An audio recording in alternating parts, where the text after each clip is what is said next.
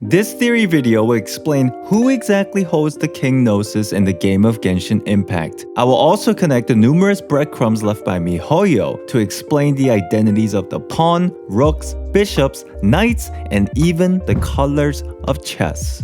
I covered the chess theory before way back in February. Fast forward 8 months, I realized that video is vastly outdated. So I decided to revisit this topic with new perception and information. You've probably seen or heard about the Raiden Shogun is the king theory.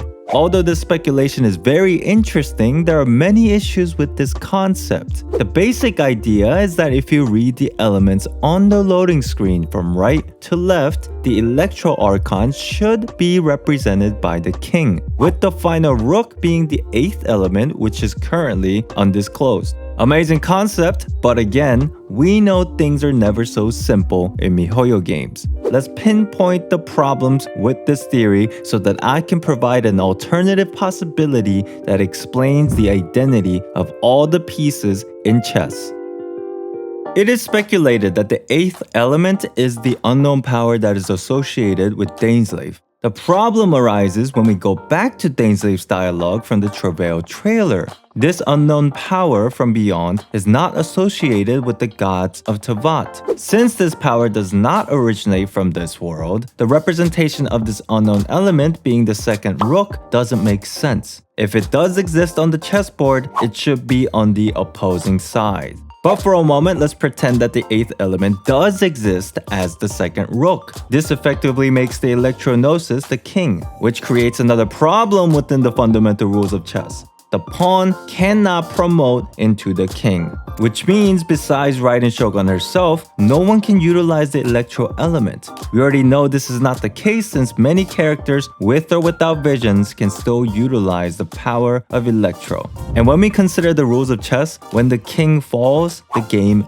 ends. So who represents the individual pieces? What is the 8th element? And is there a hidden meaning behind the loading screen? Let's begin by figuring out the identity of the pawn. Many people believe that the pawn are the vision holders, also known as the Archons, individuals who are gifted with the possibility of ascension into godhood. But even this has problems when put up against the context of the pawn within chess. The fact of the matter is that vision holders don't have a choice of selection, unlike the pawn, which can promote into any piece it desires. Archons are given a vision regardless of their preference, and they seem to activate at random. Upon receiving her vision, Noelle claims that she feels dejected because she obtained the Geo vision rather than the Anima vision. Keqing's vision was practically forced upon her against her will. She even tries to destroy the damn thing several times. Even Kazuha, who was in possession of his friend's Electrovision, could not activate it at will. It only activates temporarily, only to revert back to an empty shell. Now, aside from this problem, even the description of ascension to godhood is highly suspicious. As I previously mentioned in this video, it is my belief that the idea of ascension to godhood has some concerns. I believe that everything is a lie created by Celestia to monitor the Archons and hinder them from understanding the true nature of this world. With these points, the most viable choice for the pawn should be the Traveler. Unlike the Archons, the Traveler is given a choice. By resonating with the Statue of the Seven, they mimic the skill sets and even the playstyle of its respective Archon. They essentially become a mini Archon themselves. The game further hints why the pawn is the Traveler. When the current Raiden Shogun initially gave up her Gnosis to Yae, she mentions, "You understand the value of Gnosis. Even if you sold it, I trust that you would have exchanged it for something of equal value."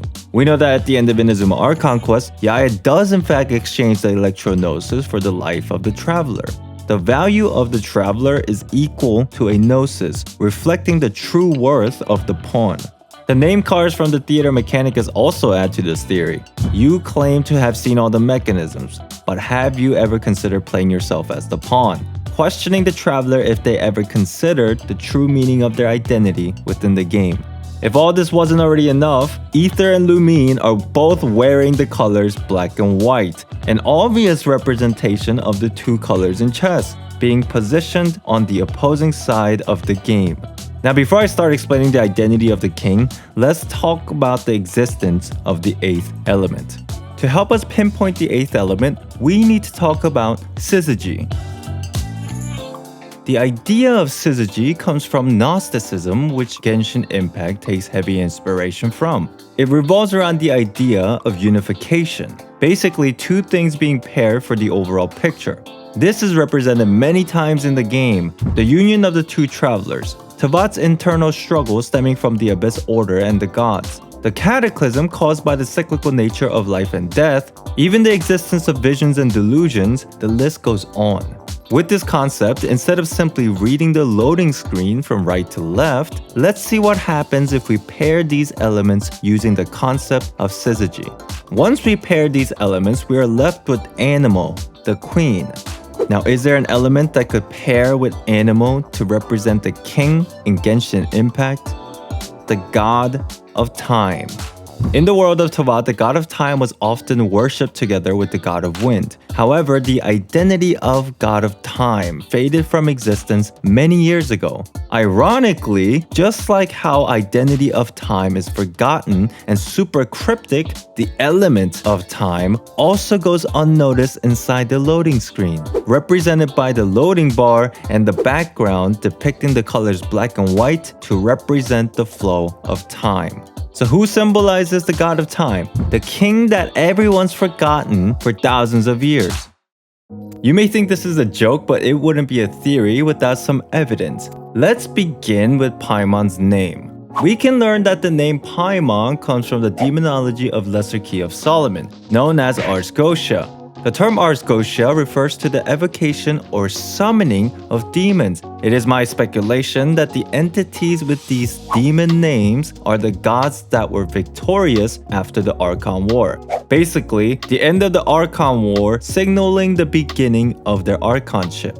Barbados, Morox, Baal, and Paimon, all coming from Ars Goetia, signifies that there's an obvious connection between Venti, Zhongli, Paimon, and Makoto, the original Electro Archon.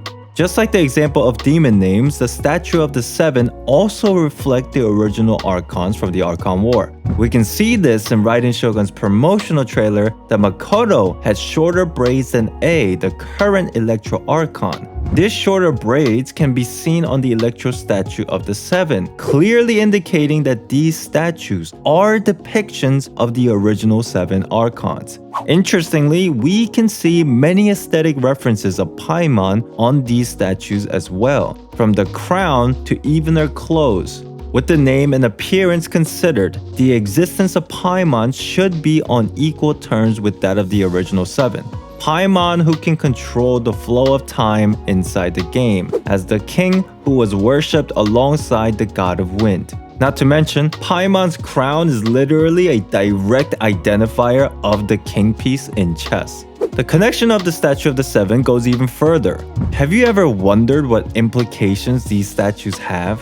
I believe that the Statue of the Seven is a larger, conceptualized version of a Gnosis. We know two facts about the Statue of the Seven. First, the traveler can resonate with the statue, and second, we can worship the statue.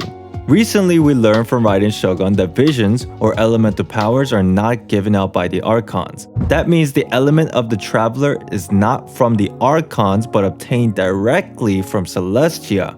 If this is the case, everything starts to make sense. Just like how Archons use their Gnosi as a catalyst to gain power from Celestia, the Traveler uses the statue as the catalyst to obtain their elemental powers. This means that the Archons and the Traveler both resonate with Celestia directly. We even know that after Traveler apologized to Venti for using the power of the statue, Venti basically laughs it off and changes the subject. Also, if the Gnosis and the Statue of the Seven are directly connected to Celestia, that may explain why Archon's powers are directly related to the level of rule in their regions. As people worship the statue, the power is transferred to the Gnosis, with Celestia being the main hub. Because a Gnosis and the Statue of the Seven serves the same purpose, I believe that they will look similar, if not identical. All the statues basically look like chess pieces with the identifier expressed at the top.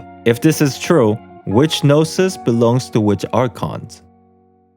If the Statue of the Seven is the direct representation of a Gnosis, we can come to simple conclusions. The animal statue symbolizing the queen, the Geo statue indicating a rook, and the Electro statue depicting a bishop. But what about the others? While I was staring at a wall for hours trying to answer this question, I came across an interesting idea from a user named Cole Loves You on Twitter. They speculated that the slimes are connected to each respective elemental archons. Out of curiosity, I decided to read each slime's backstory to see if there were any direct connections to the archons. What I found was shocking.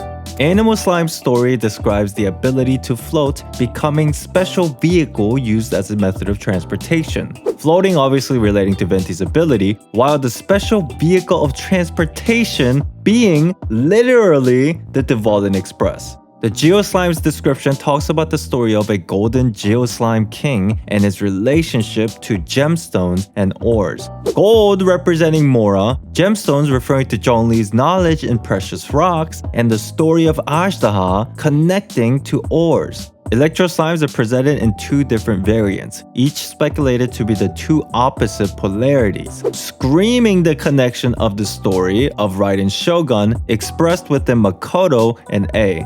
With these correlations, we can even hypothesize on other Archon stories in the future. The Pyro Slime covers the idea of anger and depression, noted to be the most expressive slime, hinting at potential personality fluctuation of the Pyro Archon in the story of Natlin. Hydro Slime's external stature is known to be related to its environment, and it attempts to entrap its enemies, foreshadowing the authority and the power of the god of justice in Fontaine through the means of trial and tribulations. The Cryo Slimes are known to freeze their surrounding atmosphere to form a protective shell, also being considered as the freest species of all slimes that can cross oceans and seas, explaining the Tsaritsa's change of demeanor to protect herself after the cataclysm and her diplomatic ties around the entire world of Teyvat. And finally, the Dendro slime hides its true form to trick and hunt its prey, some regarding it as a slime that has been parasitized by some special plant.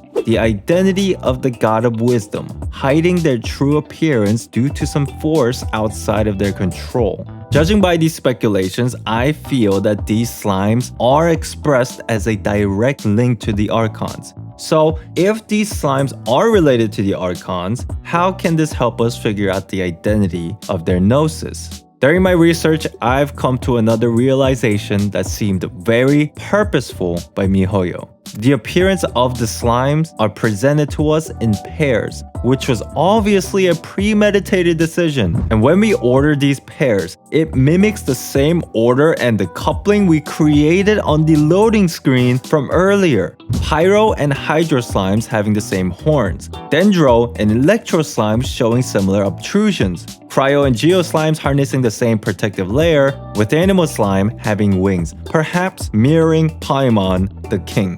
If all these connections were truly intended, means that the Gnosi do in fact repeat just like the pieces of chess. King is the representation of Paimon and is paired with the queen, the animal archon.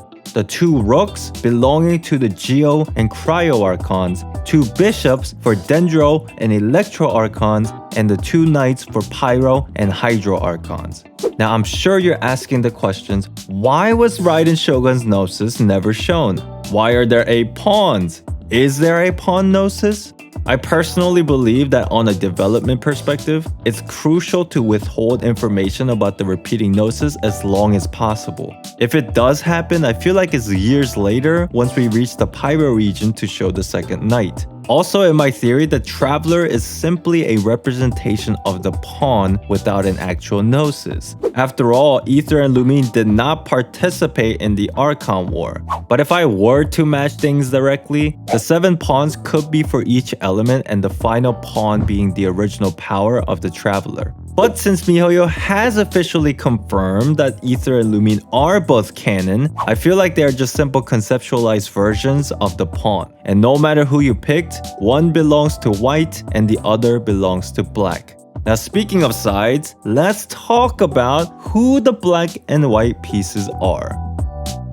Okay, before I share my thoughts on the black and white pieces, I want to emphasize that there's not a lot of information to go off of. These claims are highly speculative and consider them as food for thought. Now with that said, to find the identities of the opposing side of the chessboard, I used 3 reference points. First, the story of each region and the quest item we received at the end of the Archon quest. Second, the concept of syzygy that I mentioned earlier in this video. And lastly, the idea that each piece from both sides should reflect similar level of strength.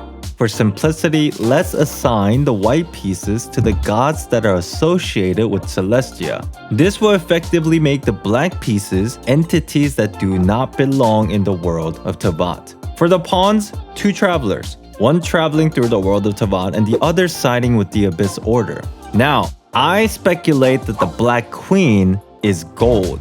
With the idea of syzygy, Dvalin and Venti directly mirrors the pairing of Durin and Gold, both of their stories revolving around Dragonspine in the region of Mondstadt, and receiving the item Tainted Blood from Dvalin, which is connected to Durin, makes it highly suspicious. For the Black Rook, I theorize that it belongs to Ozio, the overlord of the Vortex, which shares the deep history with Zhongli. Ozio was summoned by recreated sigils of permissions, which I speculate to be from the same source as the corrupted karma that is used to create delusions. Liyue Archon quest also rewarding us with the monolith fragment from Ozio. In terms of the Black Bishop, I believe Urabashi fits the bill. The serpent god from the Dark Sea, which was defeated by Raiden Shogun. But we never receive a quest item connected to Urabashi. So what's the deal? Considering that the Electro-Gnosis was never shown to us, could possibly hint that Urabashi, or the Black Bishop, was already off the chessboard, since it was defeated in the past. But we do receive an item called Funerary Mask belonging to Senora. Personally, I believe that this item is connected to the Fatui in the future and not Celestia. But again, all this is highly speculative, and you are welcome to disagree. For the other black pieces, I strongly suspect that they are beings that oppose the individual Archons in the future. As for the Black King, I would have to say Dainsleif. Dainsleif's past with the Abyss sibling reflects Paimon to the Traveler, both having weird-ass capes and other similarities that are very thought-provoking. Paimon being the god of time and Dainsleif having the unknown power from beyond. But hold on a minute, what's the deal with Tsaritsa? If this is in fact all a game of chess, how can she be taking out the chess pieces that are on the same side? The explanation is simple. The less pieces that exist on the board, the more vulnerable the player becomes. But because she can't physically take out the pieces from the same side, this act of sabotaging and sandbagging is done through the Harbingers, the ones who are empowered by delusions. Delusions which are created from the same corrupted karma that is associated with the other side. In a sense, maybe Senora is the Black Bishop instead of Urabashi. We did get the Funerary Mask at the end of Inazuma, and she didn't have a vision, meaning she's not connected to Celestia. Her power of flames coming from when she was the Crimson Witch, and her cryo powers coming from her delusion. Regardless, now we are left with the 2 players of chess. The white player could simply be the sustainer of heavenly principles or Celestia. Obviously, there's some connection between Paimon and the sustainer, but I simply lack information.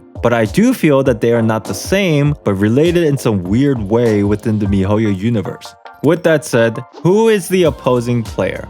I have no idea. Maybe it's just the Abyss Order. But since this is all for entertainment anyway, let me know your wildest thoughts on who you think the 2 players are in the comments below. After all, this is just a theory. If you enjoyed this video, smash like and consider subscribing for more theories in the future. Also, if you have any questions, I stream here on YouTube Monday, Wednesdays, and Fridays. So make sure to drop by if you just want to hang out and talk about Genshin Impact lore and theories.